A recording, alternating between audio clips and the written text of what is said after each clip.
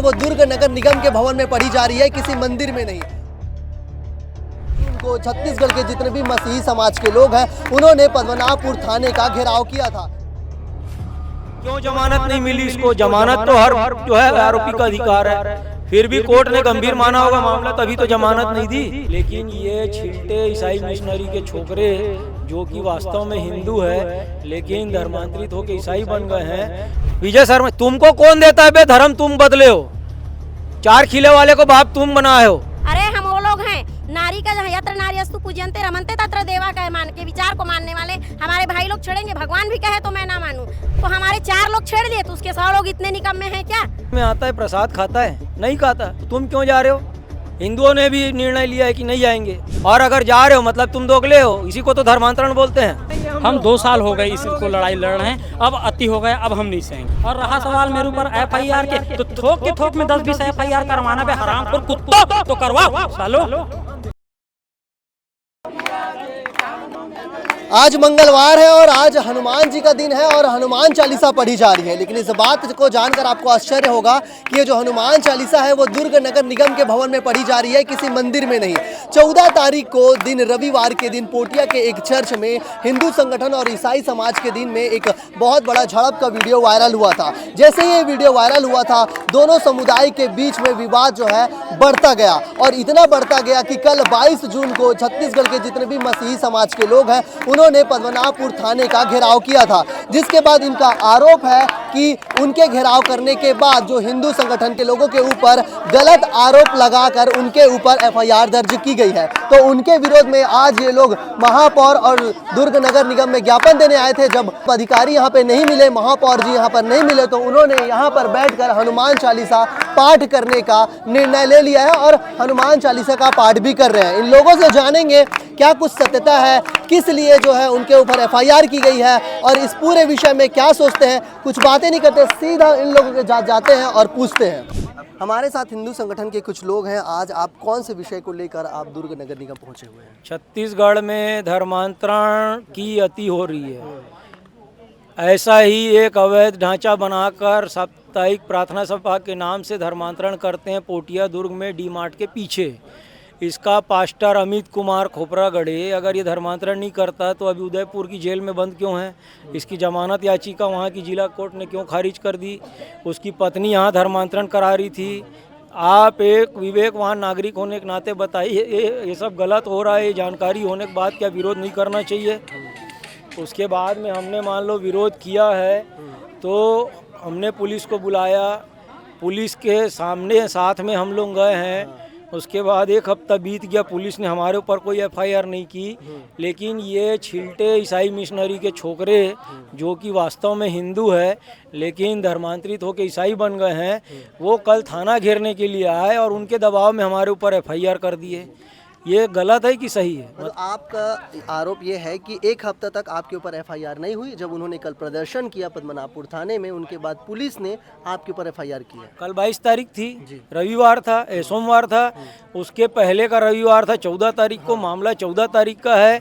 16 या 17 तारीख को हम SP साहब से मिले हैं। उसके एक दिन पहले एडिशनल SP से मिले हैं। उसके बाद लगभग रोज जो है TI से मिल रहे हैं। मतलब साला इतना दुस्साहस हो गया हमारा, उनको बुला के हमने छेड़खानी कर दी और रोज जाके मिल रहे हैं। गजब का हो गया। और उसके बाद 1 हफ्ते बाद उनके दबाव के कारण पता चला कि अरे ये लोग तो छेड़खानी किए थे, तो FIR कर दिए।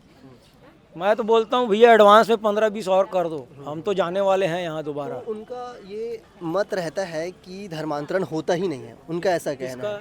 जो ईसाई समाज के लोग बोलते हैं कि हम लोग धर्मांतरण नहीं करते। एक चोर का नाम बताओ जो बोल दिया वो चोरी करता हूँ। ये अमित कुमार भी बोलता है मैं धर्मांतरण नहीं करता। अंदर क्यों हो गया? क्यों जमानत नहीं मिली इसको? जमानत तो हर जो है आरोपी का अधिकार है, फिर भी कोर्ट ने गंभीर माना होगा मामला, तभी तो जमानत नहीं दी। तो फिर चोर चोरी किया है कि नहीं ये सबूतों के आधार में अदालत में प्रूफ होता है।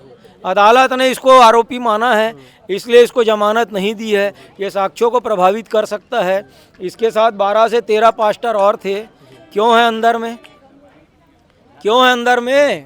तुम साफ सुथरे हो तो अरे बीमारी ठीक करते हो। सरकारी हॉस्पिटल में जाके जलवा दिखाओ ना अपना, गवर्नमेंट का करोड़ों रुपया खर्चा हो रहा है। उस दिन की जो घटना के बाद एक और आरोप लगाया गया था कि उस दिन कुछ वहाँ पे जो लड़कियाँ थी उनके साथ आप लोगों ने अभद्रतापूर्वक व्यवहार किया था, दुर्व्यवहार किया था। ऐसे आरोप जो है वो लोग आपके ऊपर लगा रहे हैं। उनका जो अवैध ढांचा है ना, उसमें 50 CCTV कैमरे लगे हैं। लाओ ना फुटेज, कैमरा तो पक्षपात नहीं करता ना, वो जो हुआ होगा वो दिखाएगा। लाओ, हमारे वीडियो को गलत मानो, उनका भी तो आदमी कौन, वो प्रभाकर था, ऐसा लेके शुरू से आखिरी तक खड़ा था। दिखाओ तो सही। और हमारे साथ भी ये महिला थी, इनके सामने हमने छेड़खानी कर दी। नहीं, छेड़खानी करने के लिए हम उनके पास जाएंगे ना, वो हमारे पास तो नहीं आएंगी ना। वो आके हमारे भाई का हाथ खींच के उनको मारने के लिए हो रहे थे, तो भाई तुम हाथ पकड़ोगे तो हम तुमको छेड़ेगा? अगर आपके पास कोई महिला आए कि आपका हाथ पकड़े कि आप उसको छेड़ने जाओगे? हाथ तो छुड़ाएगा ना, हाथ छुड़ाओगे ना आप तो। अपना बचाव करेगा ना। क्या किसी महिला को अधिकार है पुरुष पे हाथ उठाने का? तो हाथ उठाएगी तो उसको हाथ तो हटाएंगे। शर्ट हमारे भाई का फटा, छेड़खानी वो कर रहा था और शर्ट भी उसी का फट गया। और 400 मीटर दूर क्यों आए? पुलिस आ रही है, तुमको अपने ढांचे के अंदर रहना था।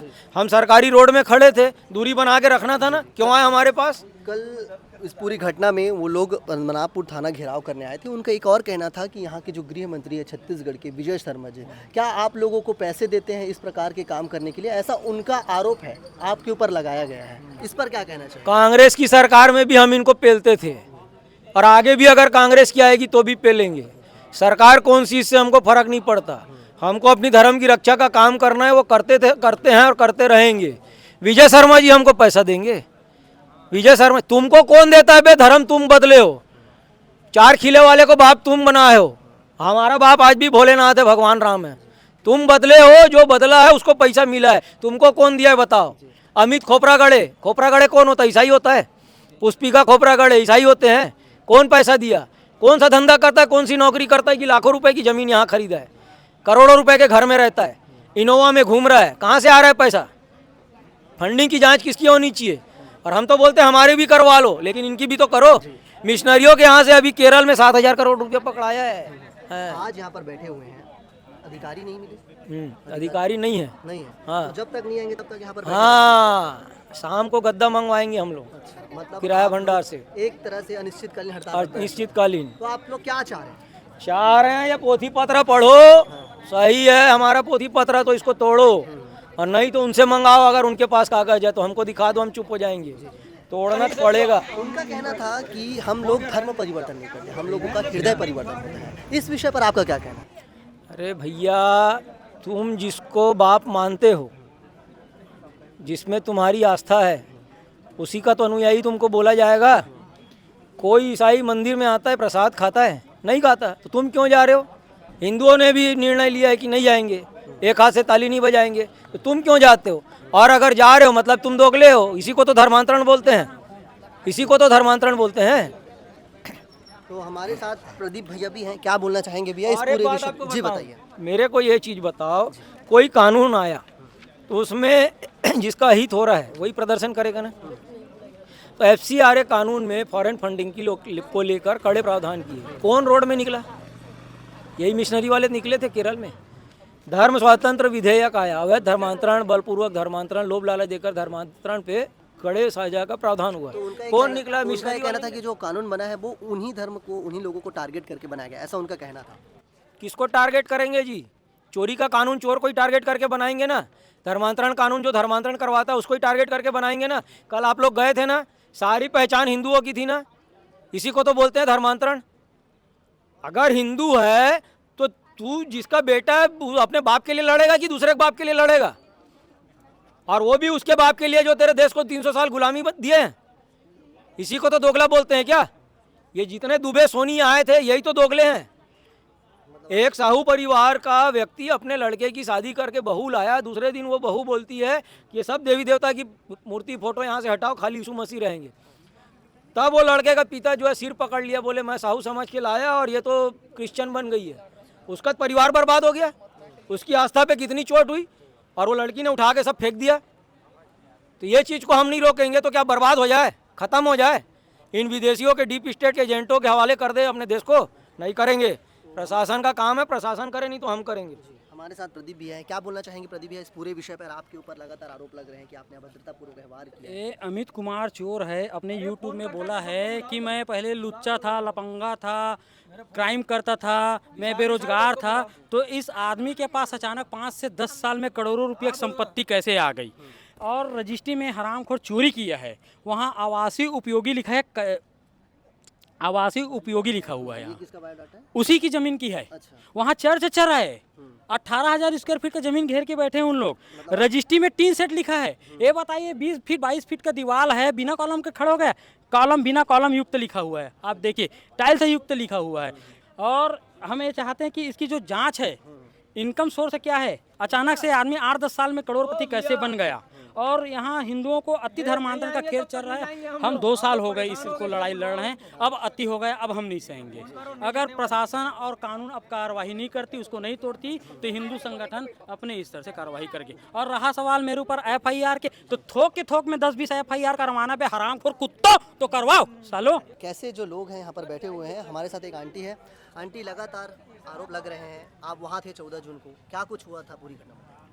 हम लोग एकदम शांति से थी, सिर्फ हम लोग ना पुष्पिका खोबरागड़े को ही पता करने गए थे कि जो जिसको फरार बता रहे हैं वो है कि नहीं। और पुष्पिका खोबरागड़े वहाँ पर प्रेयर करा रही थी, इसलिए उन लोगों को मिर्ची लग गई कि बिल्कुल तीर एकदम सटीक निशाने पे लगा था कि जिसको हम लोग जो अपने आप को फरार बता रही वहाँ पर वो चर्च में सुरक्षित थी। और अगर हम आके बता देते पुलिस प्रशासन को तो वो लोग लफड़े में पड़ जाते, इसलिए उन लोगों ने पूरा उसका दिशा बदल दिया। ना हम वहाँ पर प्रार्थना रोकवाने गए थे, ना हम कोई हल्ला गुल्ला करने गए थे, सिर्फ हम उसको देखने गए थे। और उसका कार को निकाल के जब वो भागने के लिए हो रही थी तो हम लोगों ने रास्ता, मतलब हम लोग उनको रोकने का प्रयास कर रहे थे, पुष्पिका को पुलिस के हवाले करवाने का। तो उन लोगों ने मेरे भाई का कपड़ा फाड़ दिया। और वो जो लड़की ज़्यादा चिल्ला रही है ना, वही लड़की वो लड़के को उकसाई थी। वो लड़का प्रदीप ऊपर पत्थर फेंक रहा था और वही लड़का बबली बहन के गाड़ी से चाबी खींच रहा था। और वो बोलती है, आप एक बात बताइए, छेड़ने वाला जाता है कि छेड़वाने वाली आती है? कौन आती है, कौन आएगी? जिसको छेड़ना रहता तो लड़का जाता है ना छेड़ने। वो लड़की खुद सामने से आ रही है, वो कहती है मेरे साथ छेड़छाड़ हुआ है। आप वीडियो वहाँ का खंगाल करके देखिए। अरे हम वो लोग हैं, नारी का यत्र नार्यस्तु पूज्यन्ते रमन्ते तत्र देवा का मान के विचार को मानने वाले हमारे भाई लोग छेड़ेंगे, भगवान भी कहे तो मैं ना मानूं। मेरे भाई इतने पाक साफ हैं। और वो लोग कहते हैं कि छेड़े, तो हमारे 4 लोग छेड़ लिए, तो उसके 100 लोग इतने निकम्मे हैं क्या जो बचा नहीं सके अपनी बहनों को? उनका ये कहना था कि आप जिस तरह से चर्च पे आप जाते हैं वो असंवैधानिक तरीका है चर्च में जाने का, उनका आरोप है। चर्च नहीं गए थे। एक मिनट, आज तक बता दे सेक्टर 6 कम्युनिटी चर्च में कोई हिंदू गया होगा? 1963 से बना है। आशीष नगर के चर्च में कोई हिंदू गया होगा? किसी हिंदू ने विरोध किया होगा? बता दीजिए। जो कानून सम्मत है, जो विधि सम्मत है, हमने कभी उसका विरोध नहीं किया, क्योंकि वो लोग विधिवत ईसाई हैं। जो मेन चर्च में जाते हैं वो विधिवत ईसाई हैं। उन्होंने अपने नाम के आगे भले नाम को नहीं बदलते, लेकिन अपने नाम के आगे धर्म में ईसाई लिखते हैं। हमें कोई दिक्कत नहीं है। तुम अगर हमारे धर्म को छोड़ दिए तो हमारा नाम बदलो और हमारे कलेक्ट्रेट में जाओ, विधिवत तुम लोग अपना धर्म को बदल लो, हमको कोई दिक्कत नहीं है। हमको इतनी चिढ़ होती है जब वो हमारा नाम रखते हैं, हमारा सरनेम रखते हैं और उसके बाद हमारे ही लोगों को गाली देंगे। आप बताइए, आपके घर में कोई खाएगा सोएगा आराम से और आपके घर के खाना को गाली देगा, आप खिलाओगे तो आपको गुस्सा नहीं लगेगा क्या? हम इसलिए हमको गुस्सा लगता है। और चर्च में हम कभी नहीं जाते, हम अवैध ढांचों में जाते हैं जहाँ पर धर्मांतरण होता है। मतलब आप मानती कि वहाँ पर इस प्रकार की कुछ प्रक्रिया हो रही थी? उस दिन प्रक्रिया होती ही है, हो रही थी कि अगर नहीं होती तो धर्म स्वतंत्रता अधिनियम आया तो रायपुर को दहलाने के लिए लाखों की संख्या में कहां से लोग आए। अगर धर्मांतरण नहीं होता तो जो पूछते हैं धर्मांतरण कहां होता है, तो इससे बड़ा और क्या हो सकता है धर्मांतरण। कल लोग जो प्रदर्शन करने आए थे उन पर आप क्या कहना चाहेंगे? जो कल मैं सरकार से कहना चाहूंगी कि उसकी फंडिंग की जांच हो। रायपुर से वो सैकड़ों लोगों को लेके क्यों आता है? हमको 50 लोग निकालने में पसीना छूट जाता है, सैकड़ों लोग 1 मिनट में कैसे आते हैं? कहीं ना कहीं उनको पैसा दिया जाता है तब आते हैं। और वो रायपुर से कैसे यहाँ पर यहाँ का माहौल बिगाड़ने के लिए आता है। उसके ऊपर FIR हो, कृतेश मानिक के ऊपर FIR हो। वो कृतेश मानिकपुरी हर जगह माहौल बिगाड़ने के लिए पहुँच जाता है। उसके वो मैं भी एक मानिकपुरी समाज से हूँ। ज़्यादातर मानिकपुरी बहुत गरीब होते हैं, उसके पास इतना पैसा कहाँ से आता है कि वो हर जगह दिखता है। कृतेश मानिकपुरी की भी फंडिंग की जाँच हो। मानिकपुरी समाज एक गरीब तबका ही रहता है, बहुत ही कम ऐसे मानिकपुरी होंगे जो पैसे वाले होते हैं, तो उसके पास इतना पैसा कहाँ से आया? और उसको मैं कहना चाहती हूँ, अगर तू कबीर साहिब का नहीं हुआ तो तू दूसरे का क्या होगा रे कृतेश? अगर तू इतना अपने आप को ईसाई कहता है तो छोड़ दे, तेरा नाम कृतेश को छोड़ दे और तू मानिकपुरी लगाना छोड़ दे। पोटिया कले में अमित पुष्पागड़े और खोबरागड़े और पुष्पा खोबरागड़े शायद कोई है, पुष्पिका खोबरागड़े, इनके विरुद्ध शिकायत प्राप्त हुई है कि ये अवैध धर्मांतरण का कार्यक्रम कर रहे हैं, तो इन्होंने दस्तावेज सहित अपना आवेदन प्रस्तुत किया है। इसको वरिष्ठ अधिकारियों के संज्ञान में लाकर जो उचित जांच है वो करवाएंगे। कई बार सर आवेदन दे चुके, उसके बाद भी कार्रवाई नहीं हो पा रही। इस बार कितना जी, ये मेरे संज्ञान में ये पहली बार आया है, और ये जानकारी थी कि पिछले रविवार को कुछ विवाद हुआ था, तो इसको दस्तावेज जो अभी उपलब्ध कराया गया है उसके आधार पर क्या जांच हो रही है, उसके आधार पर ही फिर सही गलत पाए जाने पर या जो भी भेजी जाएगी।